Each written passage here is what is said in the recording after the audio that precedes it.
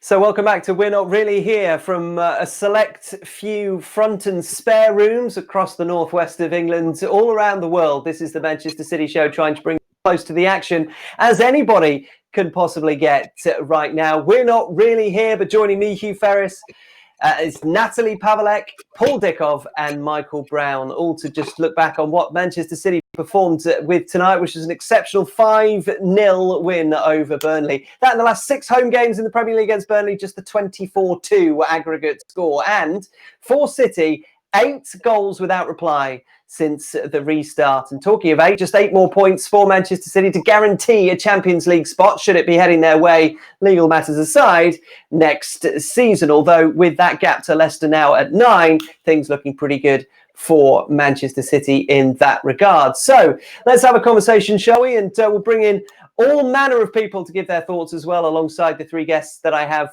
with me right now. That's to come. Indeed, any post-match reaction from pitchside at the Etihad, we'll bring that to you as well. So Natalie, let's come to you first. It's a strange old atmosphere with Manchester City winning 5-0 in front of no fans. Normally the City fans will be singing to the rafters as they strut around the Etihad turf. But yeah, it looked like a training game by the end, didn't it? I had the crowd on, so I thought, that the singing was really loud today. The fans were really going for it.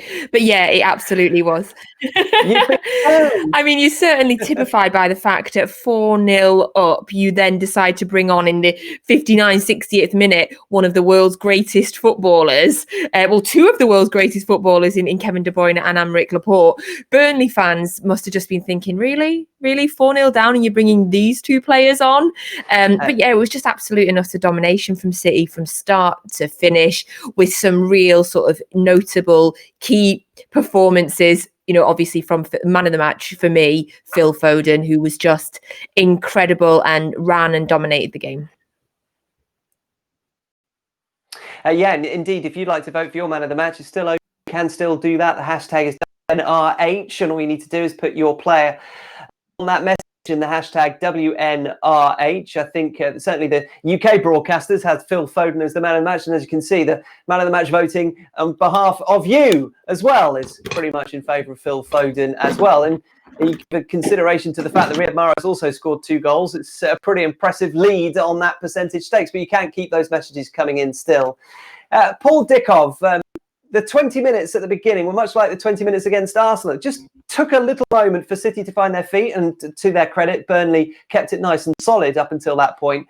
But I think we had a number of people before the match talking about the fact that an early goal or an early-ish goal will put pay to any of the frustrations that Burnley might be able to provide. Yeah, it did, and I think Burnley, especially being without their front 2, and Barnes and Wood, who are a massive part of how they play, wanted to keep it as tight as they possibly could. But Manchester City, again, like last week, after the first 15-20 minutes, they just went on to a different level altogether. And, we spoke a lot about Phil Foden before the game, and he was an absolute superstar again tonight, And I remember watching Phil as a 13, 14-year-old in the youth team coming through the ranks, and you could tell then the way people were speaking about him, but how he handled himself and his performances as a young kid, that he was going to be a top player. And, he's only just turned 20 in March.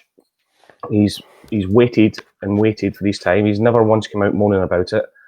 And he's always he's been happy how he's been treated by Pep and the staff. And he understands that obviously the players he's had ahead of him in the previous couple of seasons, that he's going to have to wait. But, that coming on the other night there and tonight, it was just absolutely sensational. And say it all the time, he's going to be an absolute superstar. And, it could be, coming from a Scotsman as well, the Euro's been cancelled this summer.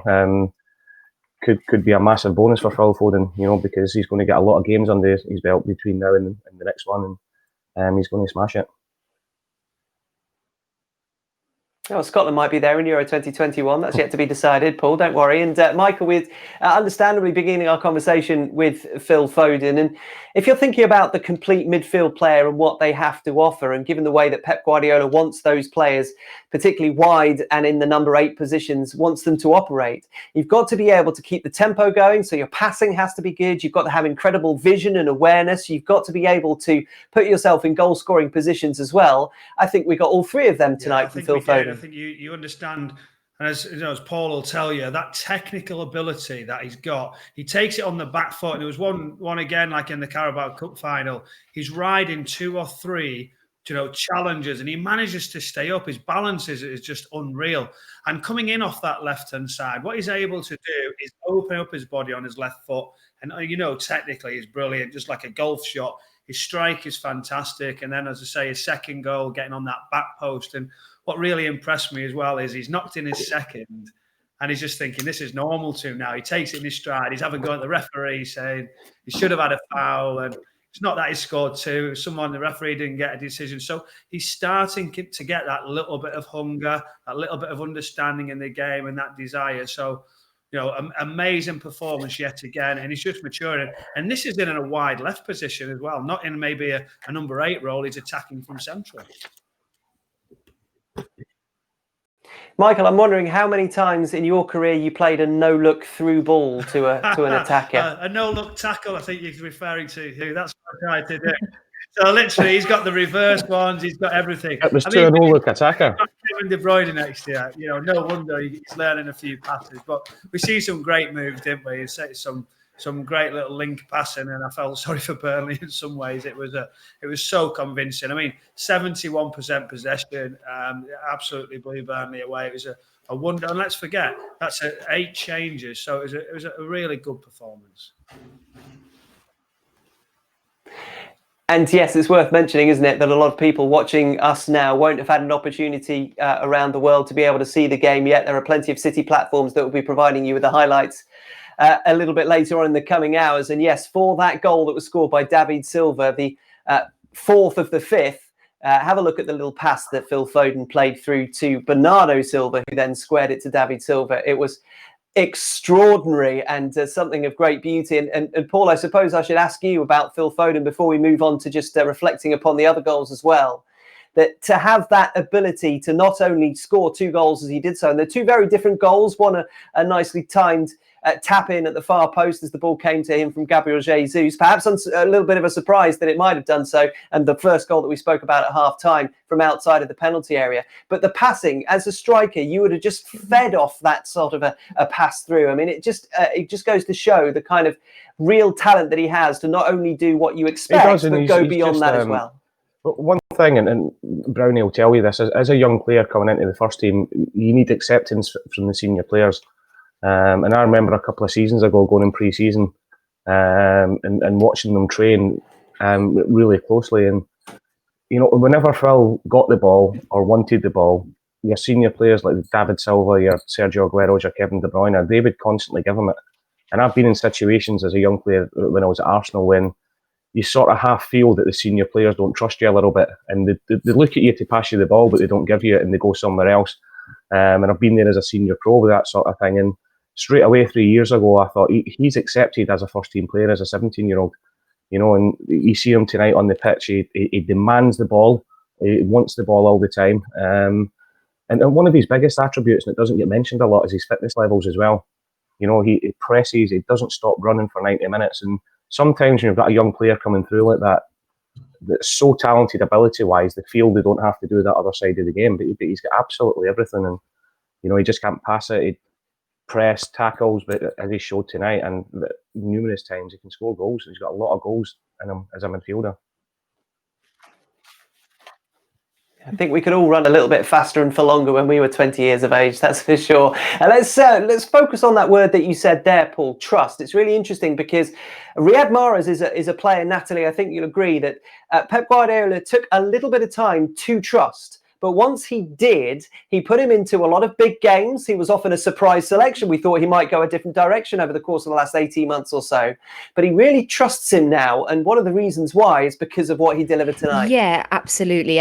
Always trusting Pep. Pep knows better than anybody in the whole world, that's for sure. And certainly, Riyad Mahrez and Phil Foden are perfect examples of them. Riyad Mahrez's stats this season are insane. I think if you haven't watched City on a regular basis, you might have forgotten that Riyad Mahrez was a City player, was a great City player player, but we as fans that watch him all the time know that he's having a great season. I mean, we were talking about some of those stats at half time. I think it was 17 goals in 17 games that he's been involved in this season, which was 9 goals and 8 assists. I mean, that's incredible. He came to City with such, I think, a pressure on his shoulders, obviously being such a key part of that Leicester team that won the league. And he did take a little while to settle in, but gosh, he really has certainly settled in now. And also trust there, going back to Phil Foden as well. You know, we heard a lot in the media, a lot of fans of other clubs, people questioning, was it right for Phil Foden to stay here and to not go out on loan to another club or to a championship club? And we know this is absolute proof. Trust in Pep. Being on a training pitch, like Paul says, and getting the trust from players, you know, greatest players, some of the greatest players the world, the Premiership will ever see, you know, David Silva, Kevin De Bruyne, trusting you and passing you the ball. I mean, that's got to be better for his confidence than going out on loan to any club. Yes, and it's been a subject that has often been talked about and never yet, it seems, talked about inside the four walls at Manchester City. And Riyad Mahrez, we said at half-time between Natalie and I, Paul, that he's one of those players that you can predict pretty much what he would like to do. The Riyad Mahrez 101, if you like, is coming in from the right-hand side and shooting with his left foot. But he's developed something of a Riyad Mahrez 102, which is to shoot surprising to some defenders, and with a very short backlift as well on his right foot. A number of the goals that he scored, 11 now this season for Riyad Mahrez, have been with his right foot, even though nobody thought that he had one. Yeah, but it must be a nightmare for fullbacks to be up against, you know, because he looks as if he always wants to come in his left-hand side, and they think he's going to do that. But 9 times out of 10 he will do, but they still can't stop him. But now he's mixed up his game a lot more. That's obviously under the coaching from Pep as well.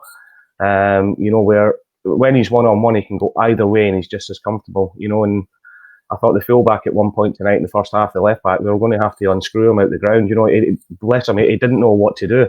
He was, he just kept backing off because he thought if he dives in, he's going to get done in the inside, or if he dives in, he's going to get done in the outside. And I think Riyad's got to take a lot of credit as well, because it was difficult from the first game from Leicester. And, you know, I totally agree with what Natalie said there. He was the main man at Leicester, you know, and he didn't necessarily, not that he didn't want to, he didn't have to put the work in that Manchester City demand and Pep Guardiola demands. You know, he was the luxury player. You know, he had players around him. They had Kanté in there, they had Vardy, they had a lot of players, Drinkwater, that would do all the running for him. He was allowed to just go and attack, and he had to adjust, and it probably took him 6 to 8 months in the first season to do that. But this season now, he's been fantastic. You know, we're talking about how great De Bruyne is, how good Phil was tonight, but Riyad Mahrez has been consistently one of our best players this season, and it's got to be down to him about how he's managed to change his game around to fit into the way Pep wants him to play.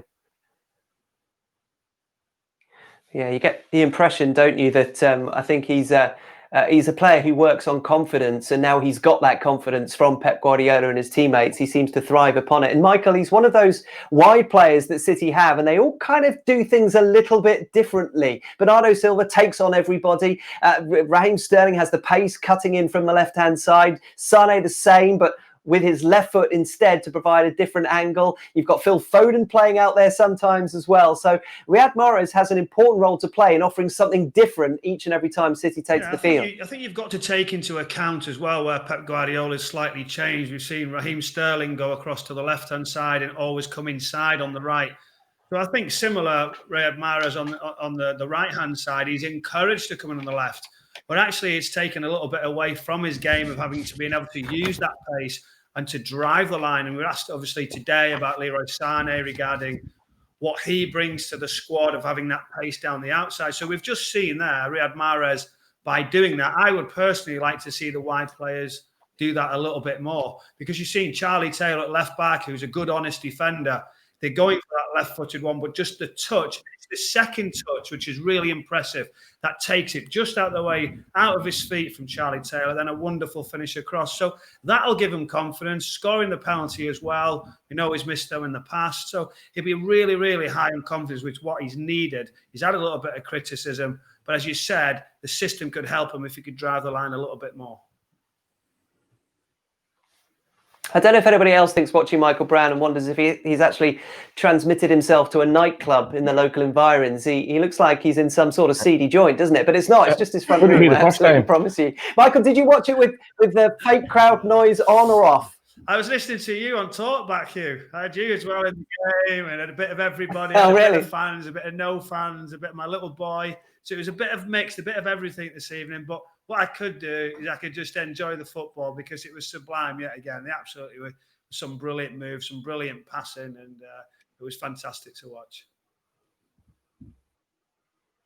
A name you recognise on the bottom of the screen, Sean Gota, has contributed to the conversation. You can do too. The hashtag is WNRH. You can join us for the next 10 minutes or so as we look back on this game. Manchester City beating Burnley by 5-0. Let's widen the conversation, shall we, as we await any sort of post-match reaction we might get from pitch side at the Etihad. And Natalie, the biggest and most important thing for most people upon the project restart being enacted was how long would it take Liverpool to win the league, because simply the maths dictated that might be the first thing that happened of any significance, with the Champions League places, European places and relegation set to play out over a little bit longer of a time. But winning today for City, coupled with a result at Goodison Park on Sunday, means, of course, that now Liverpool cannot win the league against Crystal Palace on Wednesday. How much does it matter to you that at least played out over a longer period of time? Yeah, I mean, I don't really want to be giving them a guard of honour at the Etihad, or watching the players giving them a guard of honour at the Etihad. That's, not ideal. But to be honest,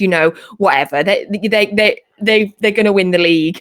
What I don't want to be is last season, if you remember, when Manchester United beat us at the Etihad to stop us winning the league on that day, they celebrated like they'd won the league. So what I don't want us to do is to be stooping to that level that they did last year and celebrating the fact that we've stopped them winning the league a game earlier. They're going to win the league. I'm not too focused on them. Before we play them, we are still in the FA Cup, obviously. So we've still got the huge game at the weekend against Newcastle in the FA Cup as well.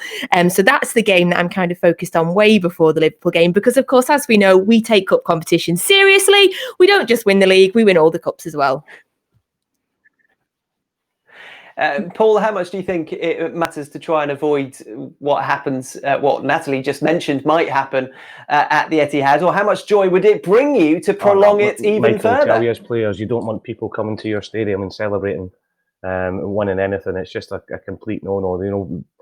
I think publicly they'll come out and sort of say, look, if Liverpool win it, they deserve it and everything else. But as a group of players, I don't care what level you're at professionally, you don't want anybody coming to your place and celebrating. I remember when we got promoted at Blackburn in 2000, and Graham Souness came into the change room afterwards, and he was congratulating everybody, but you could tell he was absolutely raging that it had happened at his stadium, at the club he managed. And speaking to the Blackburn players afterwards, that was the big thing for them. They didn't want anybody, especially us, going there and celebrating. And I'm sure Pep and the players might not come out and say it, but there'll be a massive desire not to let that happen at the Etihad. And at least it won't happen what happened on that day, of course, Paul. I was there and we all ran onto the pitch, and the pitch was full of the thousands of City fans that had run out from all the home stands, and there must have been 15,000 City fans in that Blackburn ground. So at least that's definitely not going to happen. Yeah, I think there's about 25,000 there. Yes, you're right about that. No, I think there was 25,000 at Blackburn that day. I can imagine. I just want to return to the conversation that we started earlier on this evening before the match, and perhaps talk about the way that Manchester City's football really does seem to prosper, even though there are no fans, or perhaps in some small way because it allows them to express themselves without worrying about, or indeed being distracted by the fans. They would all rather that you are there. But Michael, there is a strange sense that Manchester City are able to play their kind of football almost in a vacuum of atmosphere, if you like, because it is so technically laid out, so many systems, so many patterns of play that are implemented in such a way that almost benefit from not having any audio or visual distraction. When you've learned off coaches that myself and Paul have, and you get one or two sort of different patterns of play to play out from the back, or in areas where you'd actually try to develop. But actually, with Pep Guardiola, they've got number 2, 3, 4, 5, 6, etc. And we've seen now Ederson being able to drop it into the front players. We've seen diagonals from him. We've seen centre backs take it in such dangerous positions, rolling it across the 18-yard box. So the composure's there, and they've always got an option to play. And as you say, as a midfield player, when you turn out, you've got someone out on the opposite side. It's just a real wonderful. It's just remarkable how you can actually teach players that, and that's why Pep Guardiola is the best in the world. It's amazing how many options he's got, and he even knows what teams are going to do to City. They say, right, when they press here, we will now do this, and he gets it right most of the time. It's amazing. And I know a lot of people don't really like the water breaks that have been introduced into both the first and second halves halfway through, because it's not necessarily the hottest here in England right now, but it gives Pep Guardiola an extra chance, that's for sure, to illustrate what he wants from his players. Let's head to Brooklyn, shall we, and talk to Robert Rossiconi. We spoke to Robert before the game, and Robert, there are plenty of luminaries on the panel, well, 2 of them at least, and you were the one that got closest to the correct final score in predicting 4-0. So do you wish you might have let the bootstraps go a little bit and go for 5? No, I'd like to temper myself when it comes to City, but it was just a tremendous result. And I mean, what the staff here has been saying about Pep is absolutely on target. Even a guy like Mahrez, who his touch was sublime today, his movement was sublime today. All that was made possible because of the guys running off the ball, creating that space for him. And I think that's something that Pep just drills into these guys. And even from the limited amount of stuff I got to see, from the website at training sessions, you could see how meticulous he is and how much they work on stuff like that. And oh my gosh, what a joy to watch on the pitch! Just and unfortunately from the TV screen, but when you're there watching it, it's just even that much better because you really do see everything, and you see all those little movements that create the spaces for players like Mahrez, for players like Foden. It was just fantastic to watch today, as always.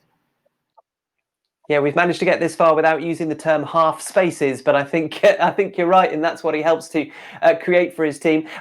We always talk to people from Manchester, Robert, about how important players like Phil Foden are to the local fans, because he is the Stockport Iniesta, but also clearly he helps the club retain its important links to the local community. Can you give us a sense of what it matters to you as a City fan, but far away, when you see players like Phil Foden put in man of the match performances like he did today?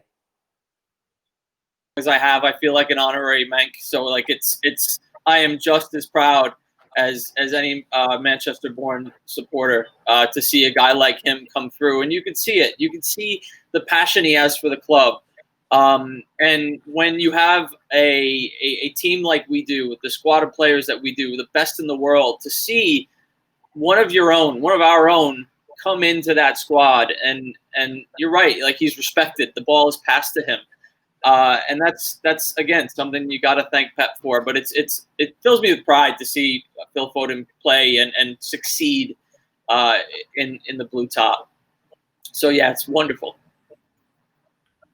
Yeah, the man of the match vote is very much going in Phil Foden's favour at the moment. If you'd like to contribute, you can do. Just send the player that you'd like to be man of the match and send it to hashtag WNR.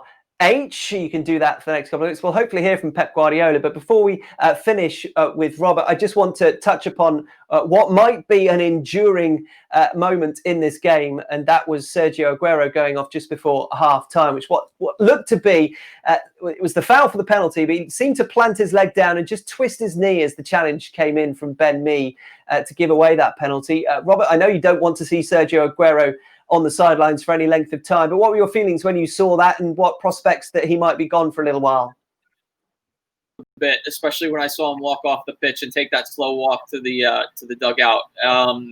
But I trust that these guys know their bodies, and he didn't look devastated. So a couple of weeks, I think we have the depth to handle that. I would not want to go into the Champions League tournament without a player of his caliber. But fingers crossed, he's okay, and it's just a minor tweak. So, yeah, We'll keep those fingers crossed, I would imagine, for the next little while. I imagine that we'll not be able to get any sort of real sense of what happened tonight, but over the course of the next 24, 48 hours, perhaps a scan will take place and we'll know a little bit more about what's happened there. But walking off was significant, I would suggest. Certainly those of you who've had knee injuries will know that it's not easy to walk off if you've done something serious with it. And our thanks to Robert Rossiconi, who was in Brooklyn for us. Just back quickly to Michael Brown. Michael, I don't know how many knee injuries you've had and the grades of knee injuries that you've had, but watching Sergio Aguero being discomforted but able to walk off, how would you try and diagnose that injury? I've heard different options saying whether it's a twist in his knee, whether it's the base of his hamstring. He was uncomfortable. It's, as I say, he got up, he walked off. He didn't look like that there were too much concern over it. But as I say, you don't necessarily know until the next day with these type of injuries. Even the lightest little sort of tweak on your medial ligament, for instance, it could be 2 or 3 weeks. As I say, they've got the best care possible. They'll probably get the ice on it, get the compression, and see if he needs a scan in the morning. But hopefully, it's a precaution. Sometimes you can have that tweak, and it's not too bad. But the games that are obviously 3 days away, that proves very, very difficult, and the risk might be taken away from him against Chelsea. It's a 2-week injury, suddenly missing 5 games rather than maybe 1 or 2. And Natalie, we spoke at half-time, didn't we, about Sergio Aguero? Now you've had another 45 minutes to think. I wonder, would you say wrap him up in cotton wool, wait for the resumption of the Champions League, because that's what City want really more than anything else? Yeah, absolutely. But then you'd be saying, who else would you be wrapping up in cotton wool as well? I'm really, I've mentioned it already. The FA Cup means so much to me. The FA Cup means so much to City fans, and we've got a really good chance of winning that this year. We beat, if we can get past Newcastle, we're into the semis. And you know what it's like. We absolutely love getting to the final of the FA Cup, and we love winning the FA Cup. So, I would be hopeful that he might be fit for then. But of course, we know that ultimately the club's ambition is to win the Champions League. We know how important that is to the club, to the fans. So yes, but like I did say at halftime, I'm trying to find some positivity in myself. Sergio Aguero is my favourite Manchester City player of all time. I think everybody knows how much I love Sergio Aguero, but I think we are lucky as well, as I said, that we're not absolutely and utterly reliant on his goals. We do have other goal scorers on the pitch, as tonight showed. And Paul, the difference between having Sergio Aguero in the City team and having Gabriel Jesus, they are different players. But Pep, I imagine, will have game plans to suit both of them. Given that Jesus might potentially be starting for what remains of a domestic campaign, it would be because of previous injuries to Sergio Aguero, not necessarily the longest run that he's had in the side. But how different does City need to play to try and get the best out of Jesus? Especially in games away from home this season, I could be wrong here and it's close, but I think Gabby's might have actually started more away games than what Sergio has. Or it's very, very close. And I think that shows that the way that Pep sets up away from home, and he always speaks about, he said a few months ago that he thinks Gabriel Jesus is the best striker in the world at pressing from the front. And that's how Pep wants to play sometimes, but I'm alongside Sergio Aguero's I've got a man crush on him most of the time. I just think he's absolutely amazing. And the goals he scored, all types of goals, and I really do think stick together, Hugh. Exactly.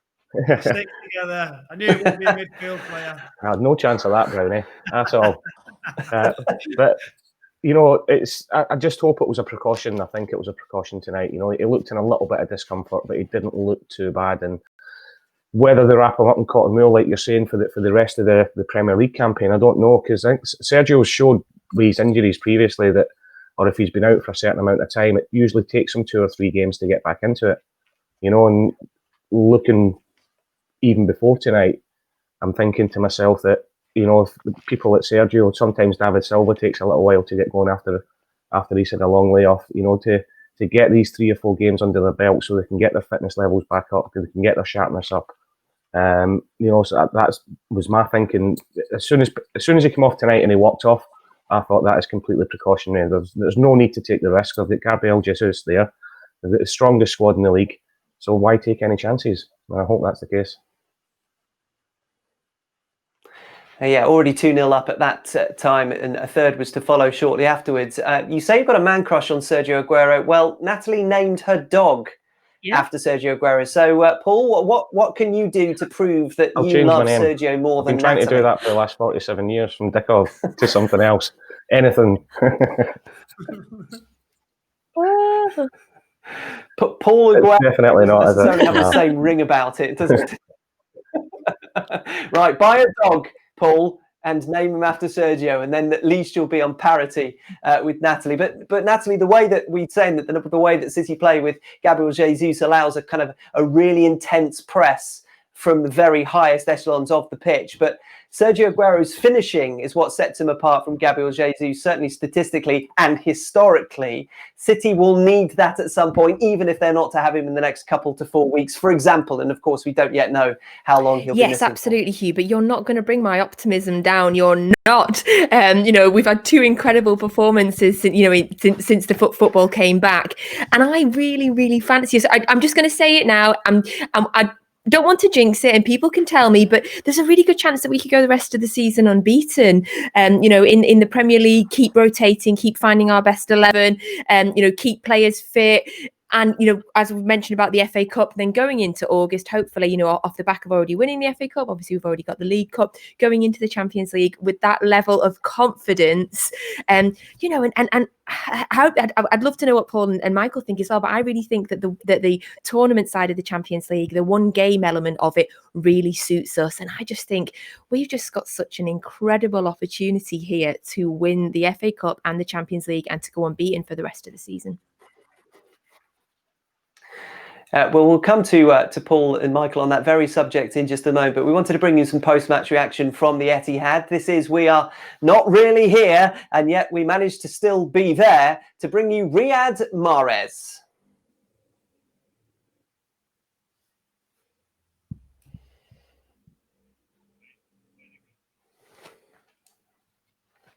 Riyad, another fine win tonight. How pleased are you with the way City played? I think we played good, as always. We passed the ball a lot, we created chances, we ran a lot, and we deserve the win here. We only had 3 weeks at the CFA to prepare for football coming back. I mean, you played another hour tonight. Fitness-wise, how are you feeling after a game like that? Yeah, feeling better and better. I think game after game, the fitness is going to improve and I'm going to feel better. But I think it's the same for everyone in the team. So I think the manager tries to give minutes to everyone for the fitness, and it's good.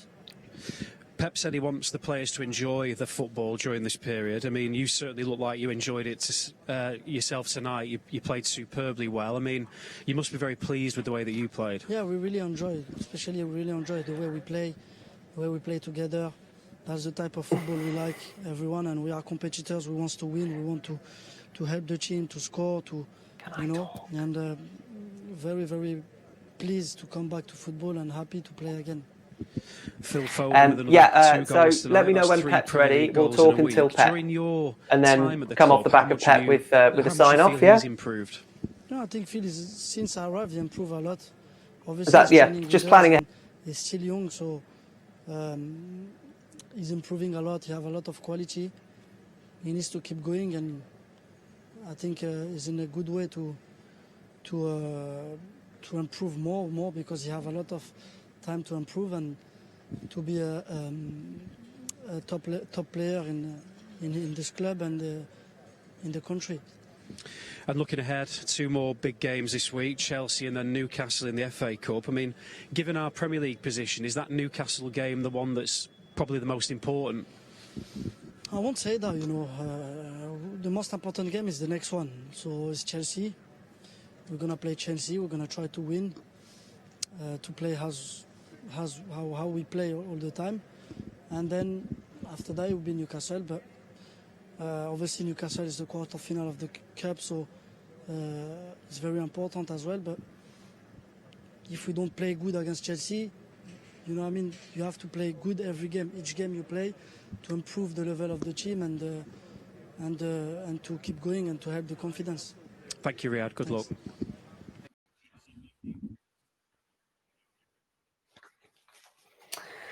He's an unassuming character, isn't he, Riyad Mahrez? And yet he seems to have all the tricks up his sleeve, ready to play. We will go back to the point that Natalie was making to Paul and Michael about the prospect of this restart helping to rejuvenate Manchester City in terms of an unbeaten run.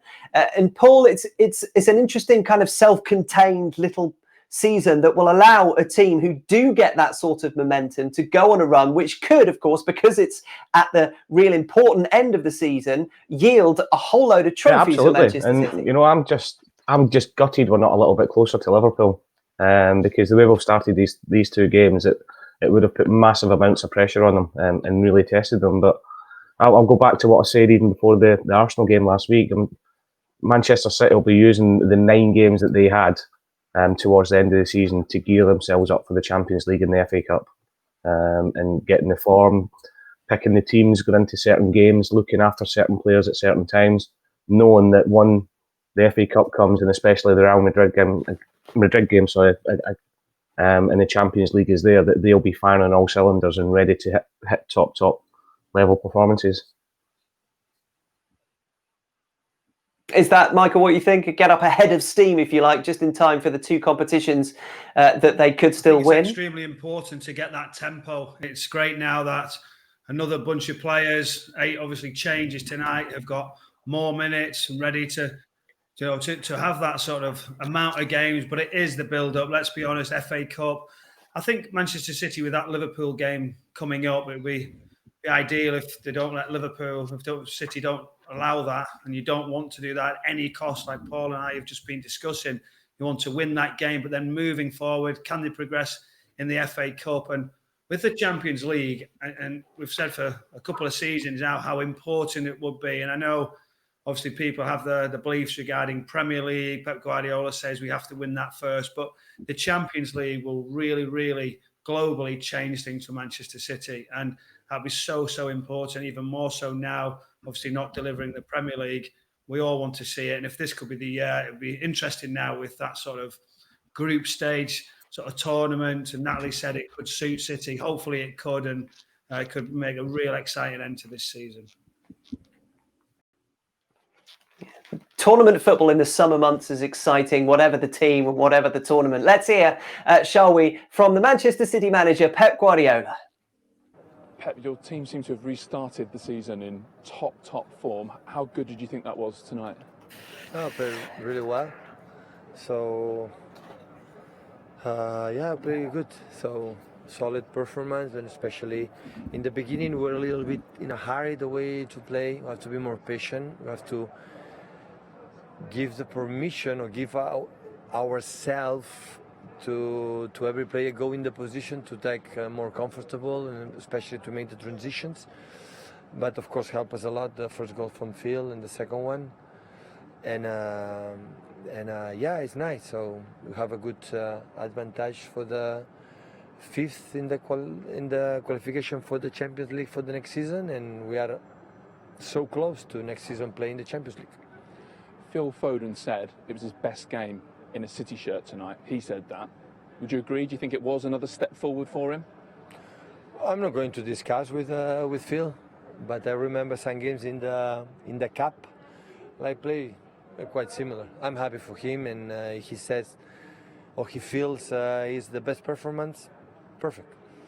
Do you see it with like a young player like him though? Certain things they start to do where you feel like the progress is continuing. They have made another step forward. I said many times, Phil, when he played, never played bad. So especially about his behavior and his attitude, it doesn't matter. He doesn't play the day after the training session. He loves to play football. When you see in the Twitter, Instagram, when he's a day off, he's with his friends with the ball. He loves when he go on the pitch before the training session, the first is take a ball and start to pass. He loves to play football, and I think he play every time he play with us since he was promoted to be with us. He play always in a high level, but we cannot forget he's 20 years old. He has to improve, but he will be an important, decisive player for our next decade in this club. And what the minutes he has, he deserves it. He deserves it. Every minute he plays, and not for the 2 goals. So for everything, the way he fight, he plays. So it's a joy to watch. Pep, your team seems to have restarted the season in top. Pep Guardiola talking despite the best efforts that I made to contribute to that interview myself. So here we go with the man of the match. The final scores are in, and as you can see, more than half the votes from Phil Foden, 53% of the vote. Thank you to everybody who contributed this evening. Riyad Mahrez on 38%. Those two providing 80% of the goals this evening. Fernandinho 9% too on his return to the starting 11. So let's just round things off, shall we, with our contributors here. We've got Natalie, Pavelek, Paul Dickov and Michael Brown. Guys, 8 goals without reply so far since the restart. I appreciate there have been some circumstances from the opposing sides that have helped deliver that for Manchester City, but it has been imperious so far. We should perhaps throw it forward to what is a crucial game against Chelsea for not just Manchester City's prospects, but obviously the maths in terms of what happens above them. What have Chelsea done? I mean, they were pretty impressive coming from behind against Aston Villa, Michael, weren't they? But what have Chelsea done over the course of the season that makes you think that that might be a test for City? I think you just look at Frank Lampard. He's brought a different approach. Young players, he's not afraid to give those opportunities, a higher energy type team. So, it is a different Chelsea. And what you've done there as well is you've got a team who are sat under pressure in 4th position for that Champions League spot. So that'll be a team that are quite high on confidence. Yes, they got a good result at the weekend coming from behind. So Frank Lampard would say, yes, that's it's a good thing in his team. We've seen a new signing come in, a big signing now for Chelsea. So they're attracting attention. So it's been difficult times for them. So I think it will really be a big test for Manchester City. And as you've just mentioned regarding defensively, which has been questioned all season in regards to City, is that possibly where they've let themselves down slightly regarding lack of numbers, I suppose, and Aymeric Laporte's injury, which hasn't helped. But it's only one shot and only one on target for Burnley tonight. So that's a great return for your defence. That's going to build confidence. And as we've said, going into later stages with better teams into competitions, they're going to have to be really tight defensively.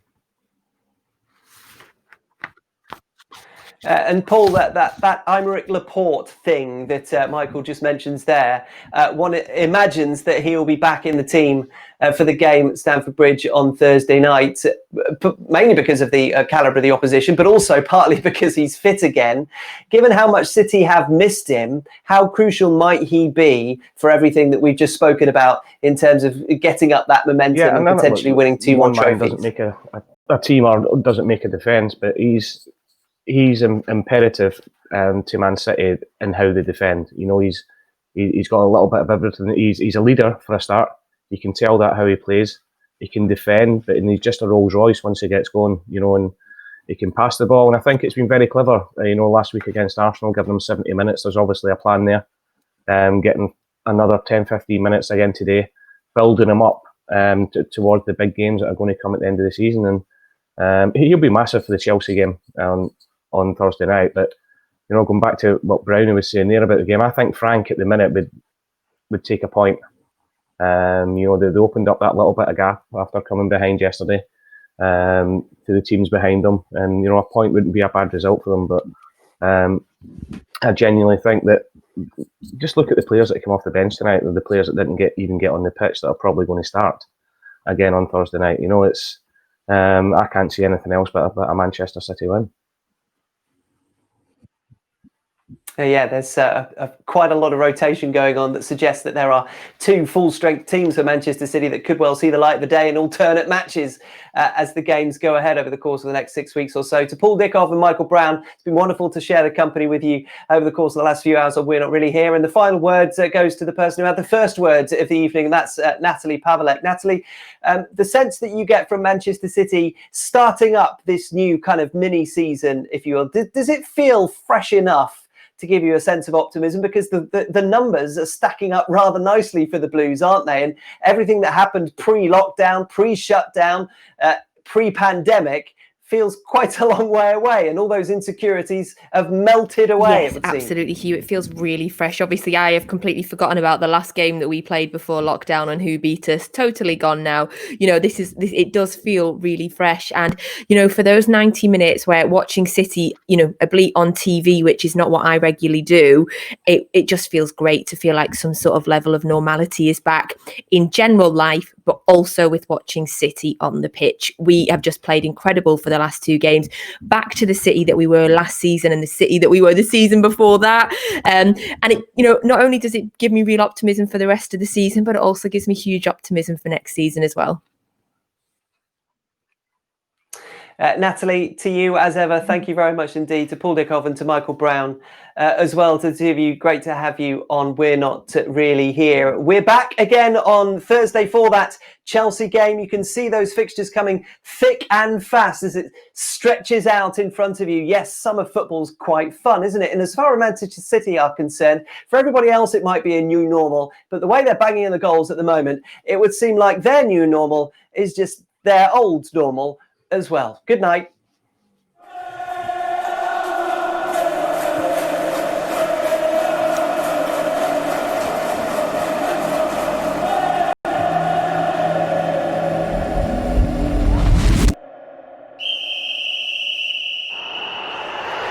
The season started with so much hope, so much promise. We saw glimpses of the magical, the magnificent. Momentum was building. Another glittering prize already won.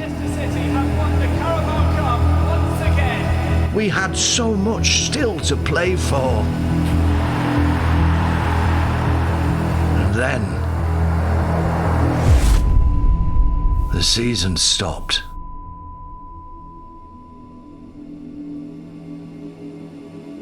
Everything, everywhere, stopped. Time stood still. But so many stood strong. Our support turned to those on the front line. We missed family. We missed friends. We missed our city. But slowly, step by step, they began to come back. Ready to go. Switched on. Focused. Some things will have to be different. Some things will never change. Because right now, we're not really here. But for this team, for this club, for this badge, for this city, wherever we are, we'll always be there.